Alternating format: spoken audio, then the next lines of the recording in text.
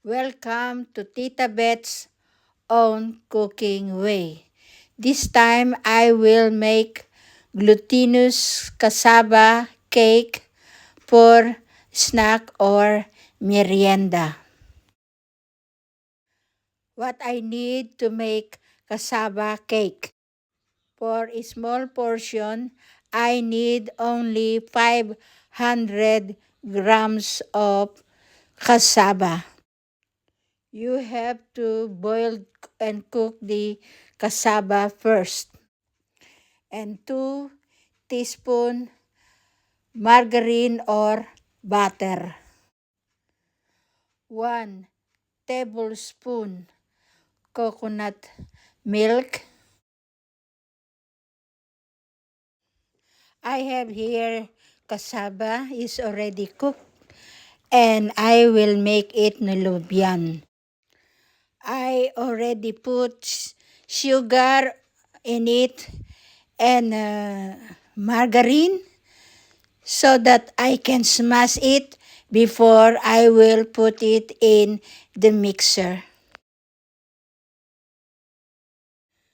I already smashed the cassava and now we'll put in the mixer to make it soft, smooth, and chewy. Then I have a delicious snack or merienda. Now we'll mix para kumunat po at masarap na merienda. So, nilubian.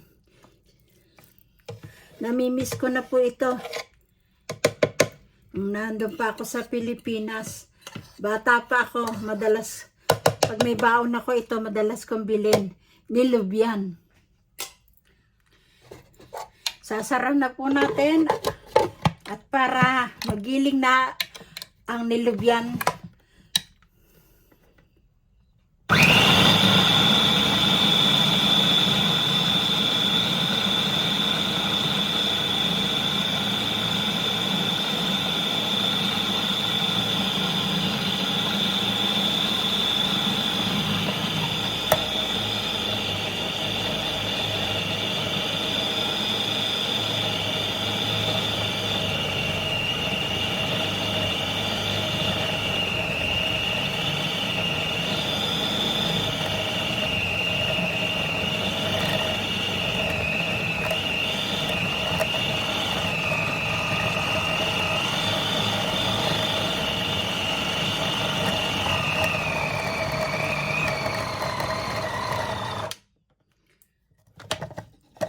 so, tingnan po natin.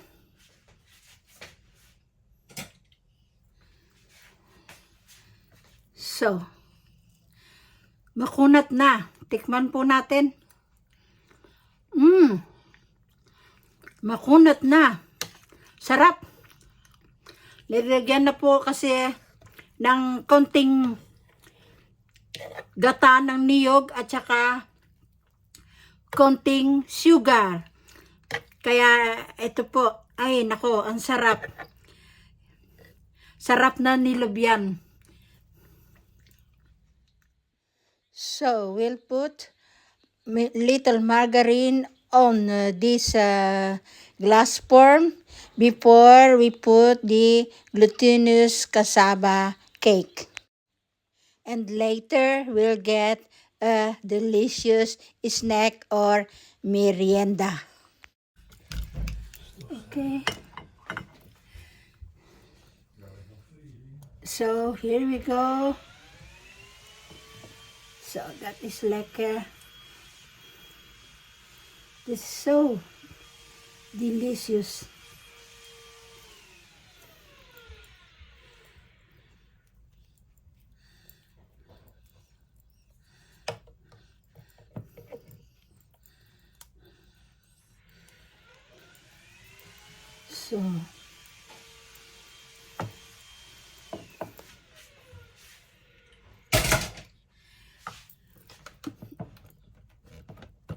So,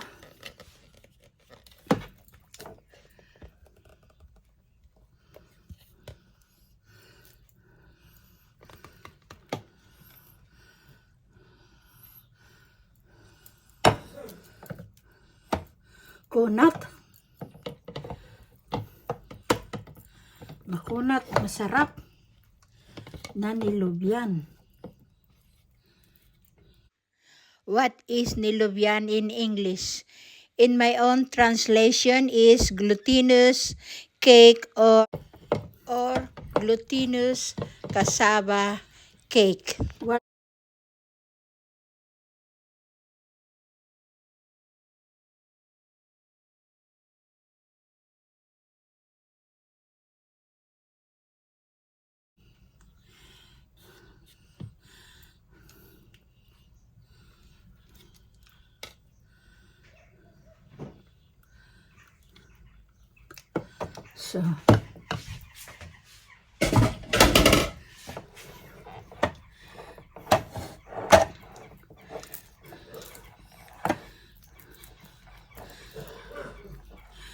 So, kita nyo yan, ang kunat.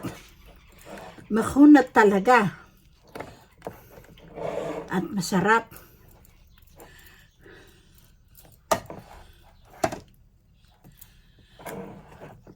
Natatandaan ko nung bata pa ako, pag gumawa ang nanay ko ng nilubyan ay binabayo. Naglalaga siya ng marami, tapos binabayo.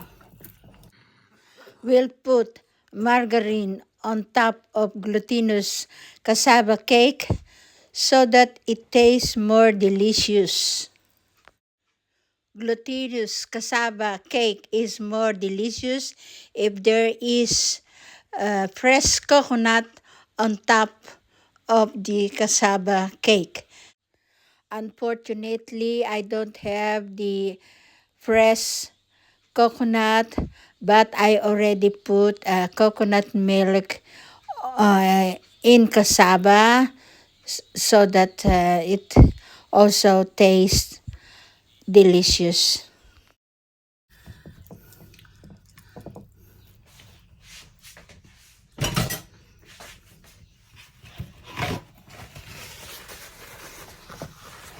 So look at this. My merienda is done and ready to eat.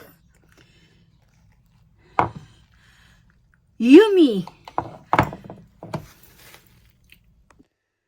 Come and join me to have a cup of coffee with this delicious glutinous cassava cake. If you are satisfied with my presentation, just click the thumb ups and the bell so that you can receive a notification. Thank you for watching. Welcome to Tita Bet's own cooking way. This time I will make glutinous cassava cake for snack or merienda. What I need to make cassava cake. For a small portion, I need only 500 grams of cassava. You have to boil and cook the cassava first. And 2 teaspoons margarine or butter. 1 tablespoon coconut milk. I have here cassava is already cooked and I will make it nilubyan. I already put sugar in it and margarine so that I can smash it before I will put it in the mixer. I already smashed the cassava and now we'll put in the mixer to make it soft, smooth, and chewy. Then I have a delicious snack or merienda. Now we'll mix para kumunat po at masarap na merienda. So, nilubyan. Namimiss ko na po ito. Nandun pa ako sa Pilipinas. Bata pa ako, madalas, pag may baon ako ito, madalas kong bilhin. Nilubyan. Sasaraw na po natin. At para magiling na ang nilubyan,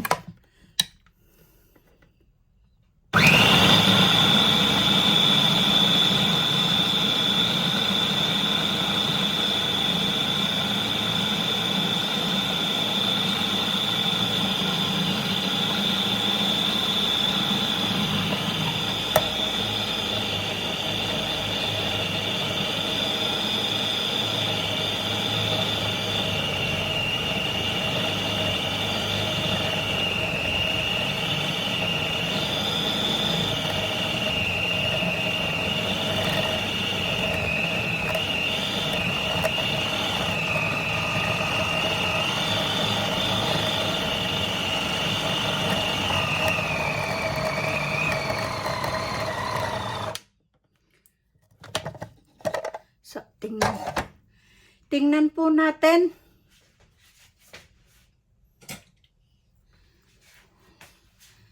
So, makunat na. Tikman po natin. Makunat na. Sarap. Lilagyan na po kasi ng konting gata ng niyog at saka konting sugar. Kaya ito po, ay nako, ang sarap. Sarap na nilubyan. So, we'll put little margarine on this glass form before we put the glutinous cassava cake. And later, we'll get a delicious snack or merienda. Okay. So, here we go. So, that is like this is so delicious.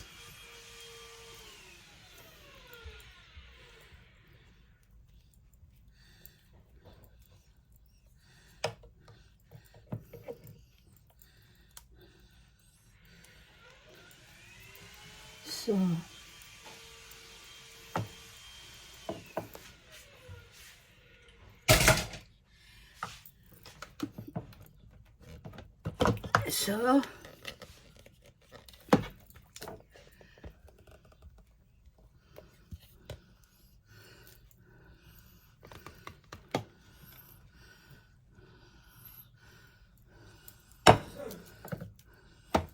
kunat.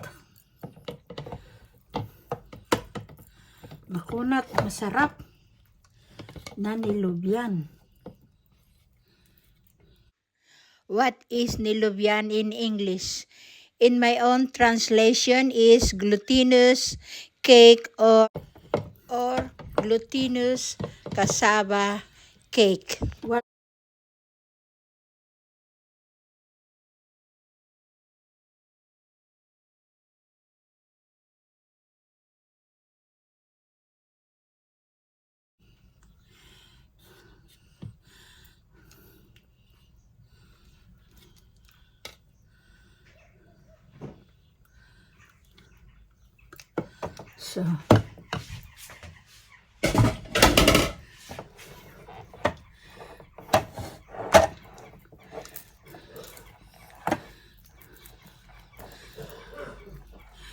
So, kita nyo yan, ang kunat.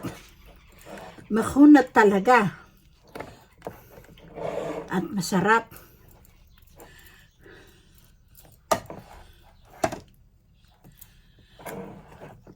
Natatandaan ko nung bata pa ako, pag gumawa ang nanay ko ng nilubyan ay binabayo. Naglalaga siya ng marami, tapos binabayo. will put margarine on top of glutinous cassava cake so that it tastes more delicious. Glutinous cassava cake is more delicious if there is fresh coconut on top of the cassava cake. Unfortunately, I don't have the fresh coconut, but I already put coconut milk in cassava so that it also tastes delicious.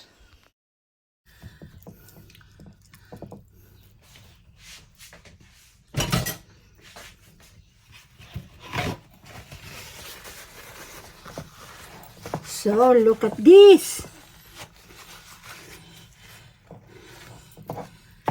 My merienda is done and ready to eat. Yummy! Come and join me to have a cup of coffee with this delicious glutinous cassava cake. If you are satisfied with my presentation, just click the thumb ups and the bell so that you can receive a notification. Thank you for watching.